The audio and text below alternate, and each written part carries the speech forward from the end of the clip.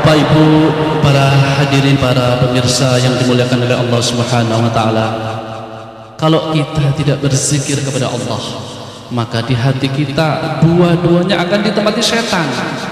Sehingga maka ibadah kita tidak akan sempurna, terutama bagi seorang pejabat, seorang pimpinan tidak akan dapat menjalankan pekerjaannya sesuai dengan sumpah jabatannya. Saya yakin kalau ada pejabat, pimpinan, para penguasa-penguasa mau berzikir, insya Allah akan mendapatkan berkah dari Allah, sehingga masyarakatnya akan mendapatkan berkah dari Allah Subhanahu wa taala. Kalau sering kita membaca kalimat la ilaha illallah, kiamat akan jauh, musibah akan jauh, malapetaka akan jauh. Tapi sebaliknya, kalau kita tidak berzikir kepada Allah, maka banyaklah maksiat, dosa-dosa yang dilakukan oleh masyarakat akan banyak tentunya teguran Allah, di mana seluruh teguran, seluruh kesulitan adalah merupakan teguran Allah. Dalam Al-Quran dijelaskan, wa in tusahum sayi'atun bima qatamasum aydihim idahum yaqnatun. Dan apabila manusia ditimpa kesulitan, maka telah disebabkan dari kesalahan tangan manusia itu sendiri. Inilah ayat yang menggambarkan bahwa seluruh teguran Allah adalah kesalahan dari tangan kita sendiri. Marilah kita bertobat kepada Allah. Sebanyak apapun dosa yang kita lakukan, sejauh langkah yang kita langkahkan ke tempat kemaksiatan dan kemungkaran, tetapi ketika di hati kita muncul rasa ingin kembali kepada nilai-nilai kebenaran, ketika di hati kita muncul rasa ingin kembali kepada kebenaran, kebahagiaan, Allah menerima orang yang bertaubat jauh lebih bahagia daripada kita mendapatkan harta yang paling berharga. Sebuah falsafah hidup mengatakan bahwa setiap orang hidup pasti berdosa,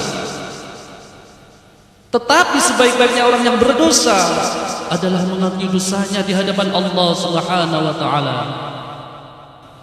Nabi Adam alaihissalam adalah makhluk yang diciptakan di surga, diberikan ilmu, akal dan pikiran, tetapi masih bisa saja melakukan kesalahan. Tetapi ketika kesalahan itu dipahami, disadari, direnungkan, dan keluar dari bentuk kesalahan itu dalam bentuk pengakuan terhadap Allah Subhanahu wa taala, ketika kita mengaku melakukan perbuatan dosa serta kemaksiatan semata-mata karena kelalaian kita, karena kedaifan kita sebagai manusia, sambil kita memperbanyak malam ini dengan membaca istighfar kepada Allah, kita membaca astaghfirullahaladzim kepada Allah, insya Allah taubat kita malam ini diterima oleh Allah Subhanahu wa taala. Bapak Ibu, para pemirsa yang dirahmati Allah Subhanahu wa taala, kalau kita merasakan banyak dosa yang kita lakukan, sejauh apakah dosa-dosa yang kita lakukan, janganlah berputus asa, janganlah menghalangi taubat kita terhadap Allah Subhanahu wa taala.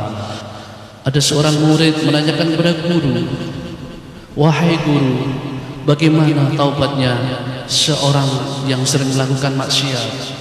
Guru menjawab, taubatnya seorang yang melakukan maksiat yang dulu-dulunya, waktu-waktu yang dipergunakan kemaksiatan, saat-saat ini adalah waktu itu dipergunakan untuk berzikir kepada Allah. Seorang murid menanyakan kepada guru lagi, wahai guru, bagaimana taubatnya seorang pencuri, penjahat? Guru menjawab, taubatnya seorang pencuri yang dulu waktu-waktu digunakan untuk mencuri, saat ini adalah waktu-waktu digunakan untuk mencari nafkah dan disedekahkan pada orang fakir, pada orang yang beriman. Bapak Ibu sekalian, mudah-mudahan malam ini kita semua yang hadir, khususnya saudara-saudara kita, mudah-mudahan semua kita mendapatkan ampunan dari Allah Subhanahu wa taala.